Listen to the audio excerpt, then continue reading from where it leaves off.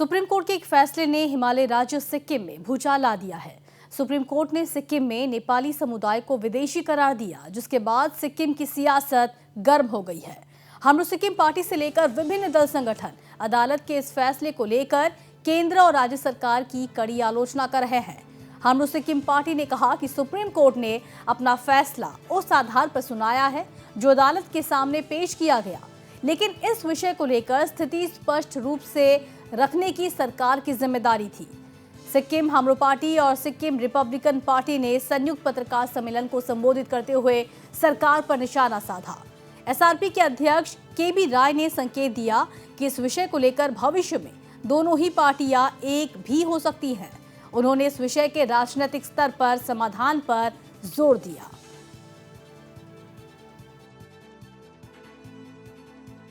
वो दलील के हिसाब से और जो पिटीशन में जो लिखा हुआ है, जो उल्लेख हुआ है, उसी के हिसाब से वो लोग विश्लेषण करता है। इसीलिए सुप्रीम कोर्ट का इसमें कोई गलती नहीं है। और ये जो गवर्नमेंट है, विशेष करके जो सिक्किम सरकार है और जो भारत सरकार है, वो सरकार अगर सिक्किम का जो एंशिएंट हिस्ट्री, मेडिएवल हिस्ट्री और मॉडर्न हिस्ट्री, तीनों हिस्ट्री का जब अच्छी तरीके से रिसर्च करके और सिक्किम का जो हिस्ट्री है उसको रिपोर्ट बनाकर जब गवर्नमेंट इसको पास करेगी और केंद्र सरकार का विभिन्न निकाय में वो भेज देगी, और उसके बाद जब government of India, government of Sikkim ये पॉइंट में आ जाता है कि सिक्किम इज नेपाली यहाँ के इंडिजिनियस और ओरिजिनल है, बस गवर्नमेंट एक बार ऐसा करेगी और ये पास करेगी तो ये आसान से ये सब सॉल्व हो जाएगा। नेक्स्ट स्टेप हम जनता में जाएंगे, जनता से हम जनता को ओपिनियन ले लेंगे और जनता के साथ बैठ के हम बातें करेंगे कि हमको अब क्या करना है। जो जनता जो करने के लिए हमको सुझाव देगी और सजेशन करेगा तो हम उसी तरीके से सिक्किम में कोई और मूवमेंट हम लोग करेंगे। वहीं सुप्रीम कोर्ट के फैसले को लेकर गठित जॉइंट एक्शन कमेटी ने कहा कि इस फैसले के खिलाफ हम जन जन के पास जाएंगे।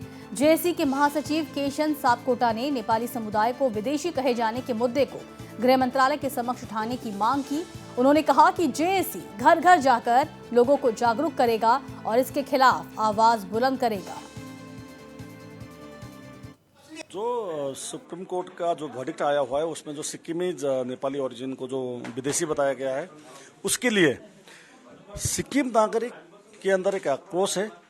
वो आक्रोश के तहत कल एक आपातकालीन बैठक हुआ, उसमें एक JAC joint action committee apart from political affiliations एक फॉर्मेशन हुआ। सभी वर्गों के, सिक्किम में जितने भी लोग हैं सभी वर्गों का लोगों ने उसको समर्थन किया हुआ है और राजनीतिक दलों ने भी, राजनीतिक दल के कई लोगों ने भी उससे ऊपर उठ के सिक्किम के जो अस्तित्व के विषय में जो बातचीत हुई है उसमें आके एक जॉइंट एक्शन कमेटी फॉर्म किया हुआ है। उन्होंने आज प्रेस कॉन्फ्रेंस करके ये सरकार के ऊपर मांगे रखी हुई है और परसों 31 तारीख को सिक्किम भर हर एक जिलों में सिक्किम का जो भी नागरिक है, कंसर्न नागरिक है, वो एक रैली कर रही है और ये एक जन आंदोलन की तहत आगे बढ़ेगा।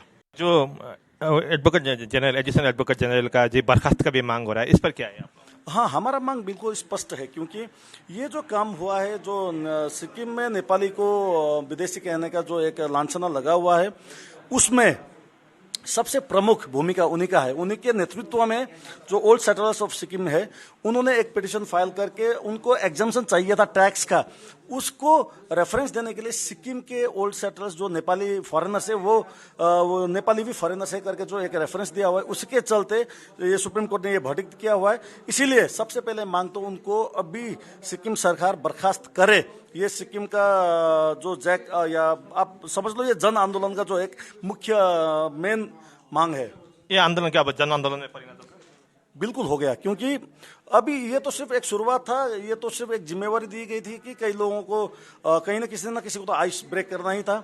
ये सिर्फ आज आइस ब्रेकिंग हुआ है। अभी ये जन जन में जाएगा और ये जन आंदोलन की तरफ ऑलरेडी ये जन जन में ये मैसेज पहुंच चुका है।